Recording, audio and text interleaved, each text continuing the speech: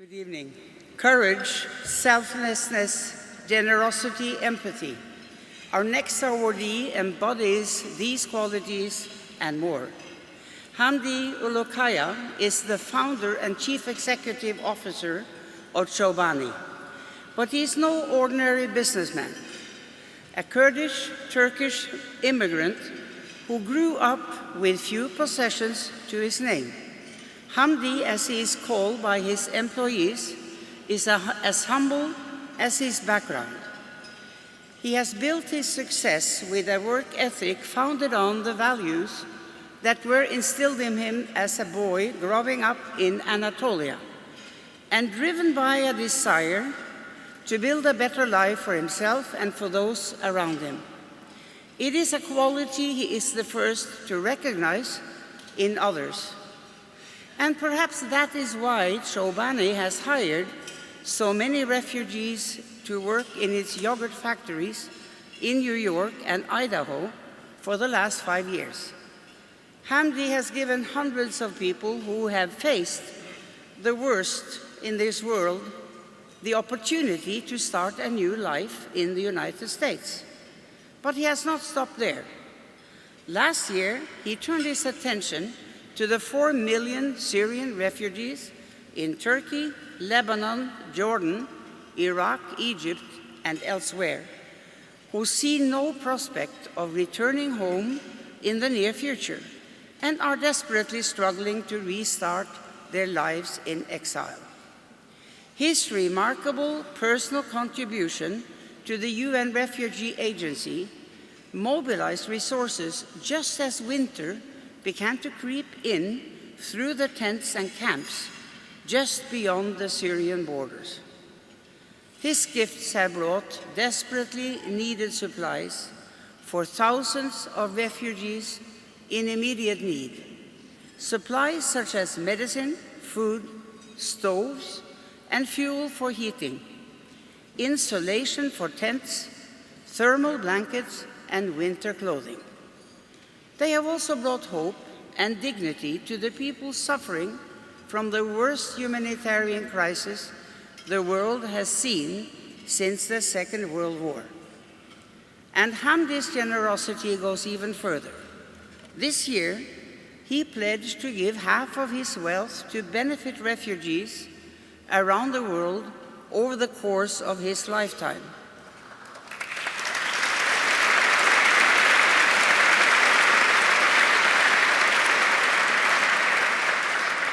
He has established the Tent Foundation to help advocate for the refugee cause, promote innovation in the delivery of aid, and to leverage stronger commitments from the private sector to support and provide opportunities for refugees around the globe. It is my honor to give this award to Hamdi Ulukaya. Thank you, Guru. Thank you for those kind words. And thank you, UN Foundation, UNA USA for organizing this evening.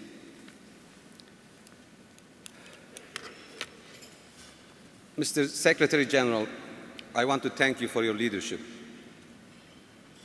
I also know that your commitment to refugees crisis is deeply personal. As you were once forced by the war to flee from your own childhood home.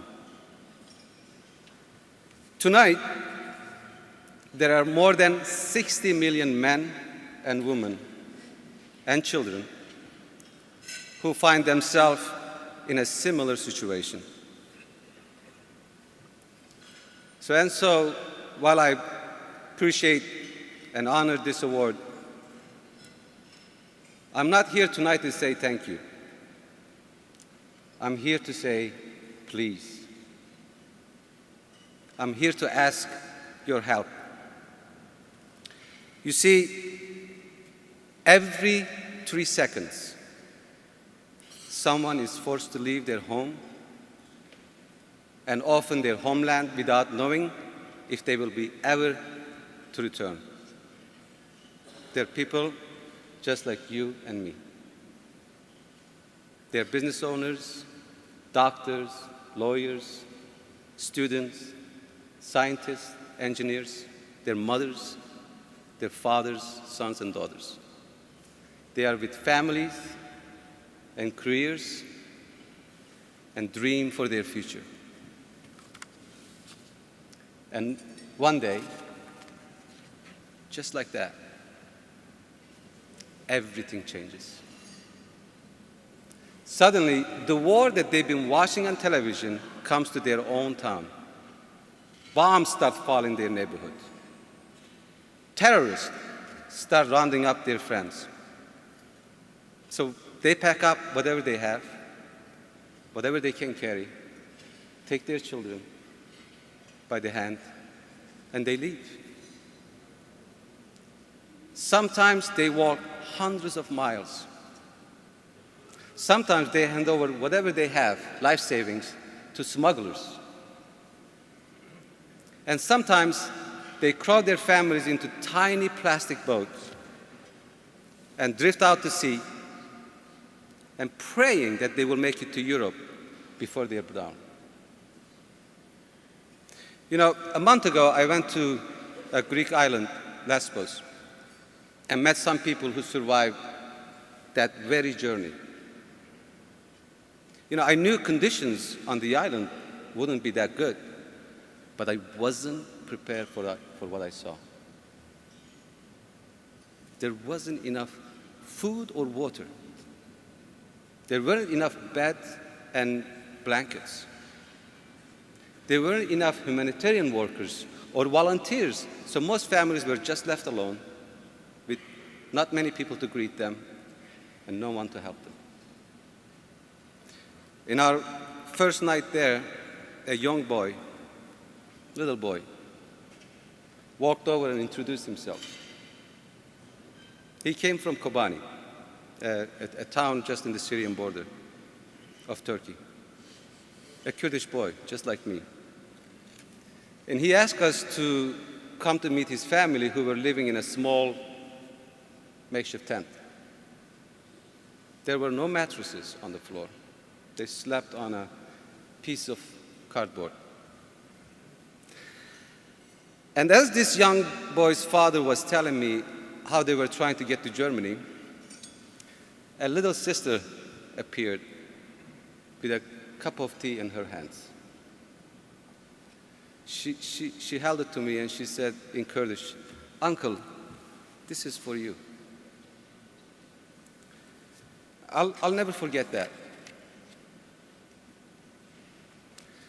As of right now, the United Nations has received less than half funding necessary to respond to the greatest humanitarian crisis since World War II. The World Food Programme has received only 20% of what it needs and has been forced to cut food rations for the hungry.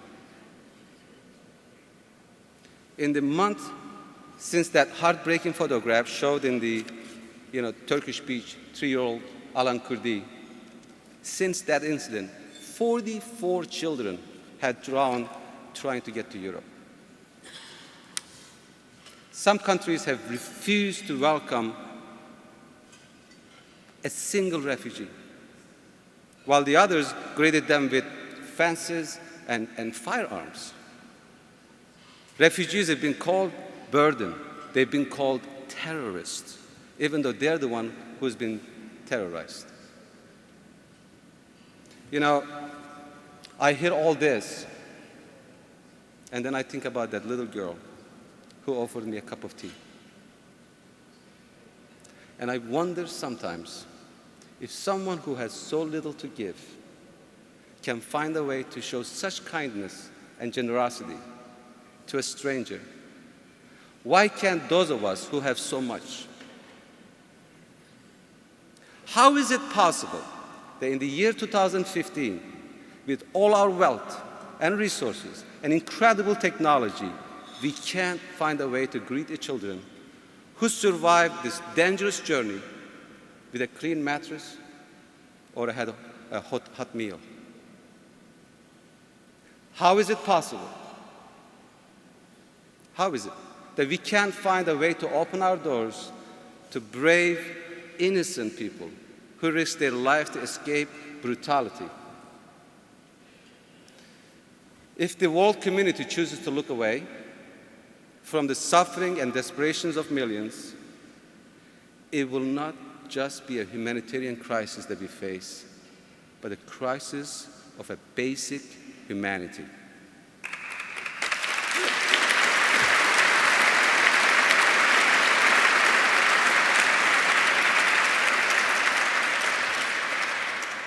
I believe our hearts are bigger than that. I believe the vast majority of the people in this world have more common with that little girl who gave me the cup of tea than the people who would turn them away. And I know that's especially true so many people here tonight who have been the frontiers of this effort. So I'm here to say, please, if you're a public official, please put pressure on your government to fully fund their share of the United Nations relief efforts. And if you are those relief efforts, please help eliminate the bureaucracy, the red tape I saw in Lesbos that slows the delivery of desperately needed supplies. And if you're a business leader, please join the many entrepreneurs around the world who are lending their support and expertise to this cause. From tech startups that are offering free computers, internet access, to a personal hygiene company that's sending care packages filled with like soaps and sunscreens. And finally, if you are a simple, concerned citizen, please do whatever you can to help. If you have money, please donate it. If you have time, please give it. And if you have voice, which I know we all do, please raise it. Please help persuade these elected leaders and heads of states to welcome more refugees and to remove any regulations that prevent them from traveling safely, applying for legal status. Please remind our leaders that 145 countries around the world have signed on a UN treaty that guarantees right to all the refugees to enter another country, along with the right to housing, right to work, and right to basic assistance like food and medical care.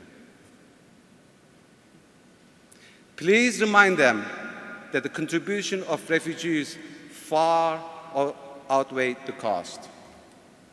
You know, I can point you to an economic analysis that was just done by our foundation, tent.org, but I can also speak from my experience. I've hired hundreds of refugees since starting Chobani, and I've rarely seen more dedicated, motivated employees than those who have risked everything for a chance to a better life. Please, please help today's refugees to get that chance too. You know, throughout the history, wherever there have been innocent people in need of refuge, the world has so often answered the call. In the 40s and 50s, dozens of countries welcomed Jewish and European survivors of World War II. In the 1970s, many governments opened their doors to survivors of conflicts in Vietnam, Cambodia, and East Africa. And in the 1990s, they embraced thousands of fleeing from the war in the Balkans. And now, it's our turn to answer the call. It's our turn to act. Yes, I recognize the magnitude of this challenge is great, but I also believe there is even greater compassion, decency, and ingenuity in this world. I believe that if we come together and act together, we can solve this crisis together. I really believe that one day I'll be able to see that little girl again, surrounded by her family, in their new home, and I will return the kindness she once showed me. Please help the make of the rest of the world remember these millions of human beings are not strangers, but neighbors. They're not foreigners, but family. They deserve food and shelter. They deserve safety and refuge. But above all, they deserve to be treated the same way we all wanted to be treated. With kindness, with love, and with dignity. Thank you very much.